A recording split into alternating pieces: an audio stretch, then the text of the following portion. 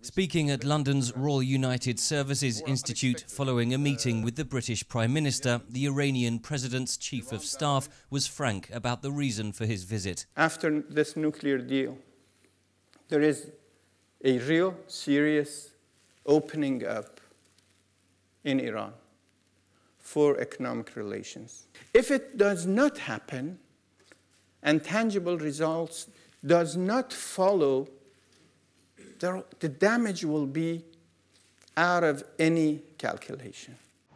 The United States maintains sanctions against Tehran unrelated to its nuclear program. New sanctions were imposed following Iranian ballistic missile tests last year.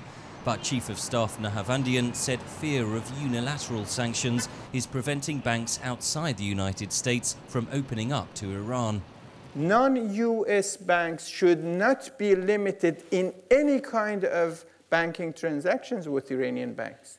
Parliamentary elections last month strengthened President Hassan Rouhani's mandate of opening up to the West. His Chief of Staff said dissent is now openly tolerated. Inside Iran, we have been accepting all kinds of criticism. So freedom of expression that you see these times against the government. Critics say there are still widespread human rights abuses in Iran, with hundreds of political dissidents in jail and the main opposition leaders still under house arrest. Malcolm Chalmers of the Royal United Services Institute says reform in Iran is inevitably slow. There's clearly a popular movement, especially amongst young people, but not only there, to have a parliament, a council of experts who reflects popular views, which are much well in advance of the supreme leader. And you could see that there was a lot of sympathy for those views, but also asking people to be cautious.